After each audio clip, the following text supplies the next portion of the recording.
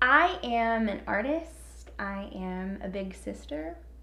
I am a philanthropist, a community service advocate. I am a lot of things. I wear a lot of hats.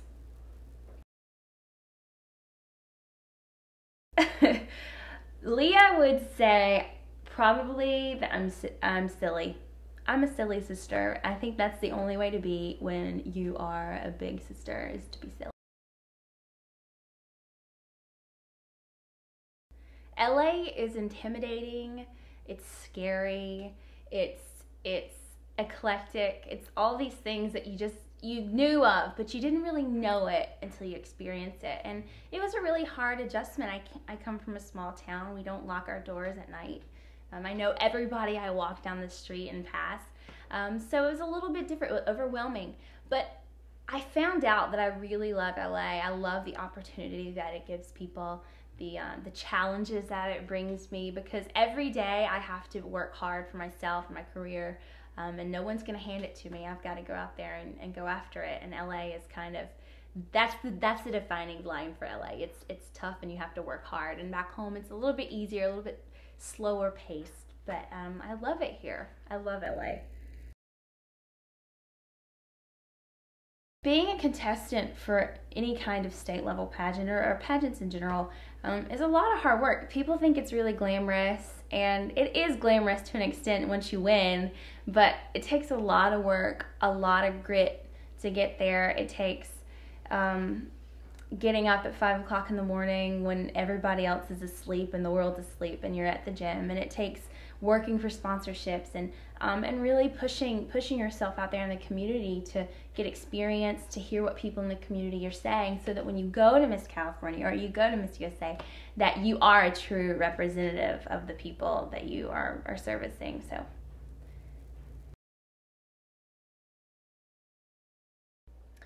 I have to be. I have to be. I have a 6-year-old sister who, although she lives 2,600 miles away, she is watching every move I make. She calls me at all hours of the night because she's on a 3-hour time difference, and she doesn't know that when she calls me at 7 o'clock in the morning, it's really 4 o'clock in the morning. So I always have to be conscious that I'm a big sister first, and I think I'm a good role model. I try to live my life every day to serve, my community. And when I lay in bed at night, honestly, I ask myself, what did I do today? Have I done good for my community and for myself and for my friends and family? I want to be a good representative, so I think so.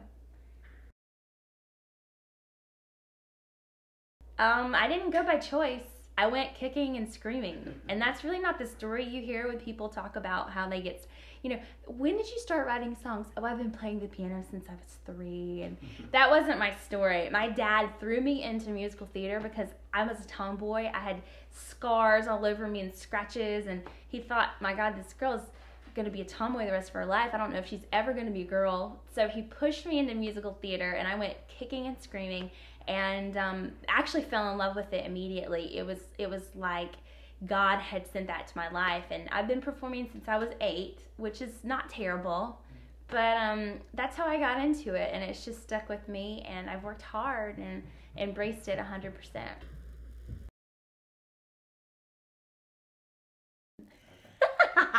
I'm like, I could come up with something cheesy, but I would sound cheesy. I mean, let's go to the next one.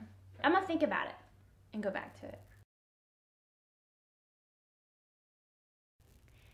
The best gift I've ever given, and you might have to ask the receiving end, but um, when about 5 years ago, I decided to do a talent show for a Special Olympics group that I had been working with. And they spend so much time emphasizing the athleticism of special needs children, which is rightly due.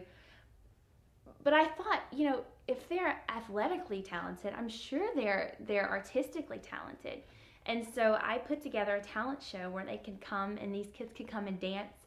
They can sing, they can recite a poem, whatever they wanted, they could do. And it was probably one of the most rewarding experiences of my life.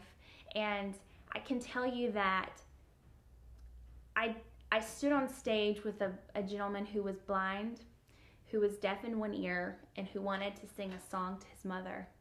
And it was a country song, and I'll never forget it. I had to hold the boombox right next to his ear so he could hear it. And he sang the song to his mom, and there wasn't a dry eye in the place. And at the end, he ultimately ended up winning.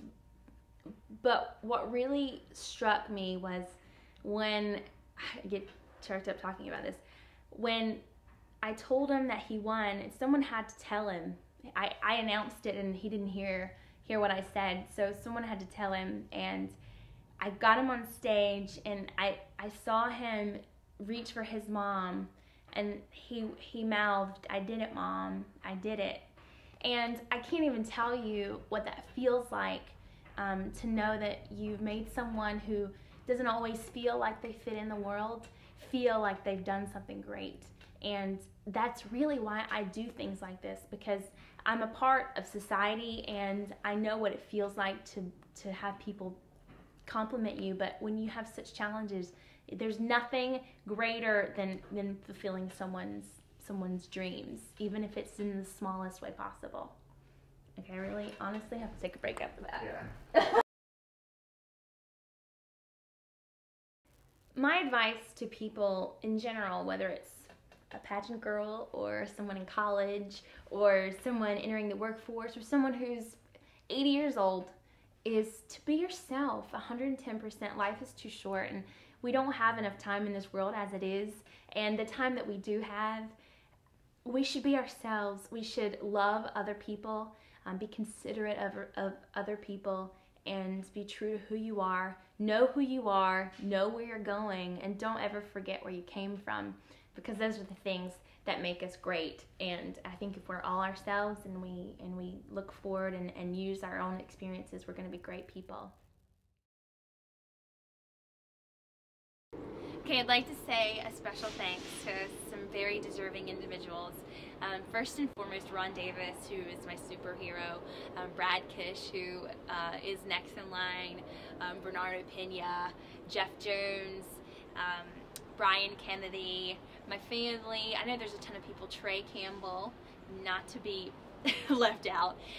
C the Salon, Claudio, I love you dearly, and the Studio City Gold Tanning Salon, who's another lifesaver, and as well as the dressing room that feeds me, because I'm a growing pageant girl. I'm hungry. They have to feed me. And my family, I don't know, my little sister who is my heartbeat. And that's it. But thank you to everyone. If I left you out, I really apologize. But thank you so much for your support. I wouldn't be here today without you, and look forward to seeing you all soon.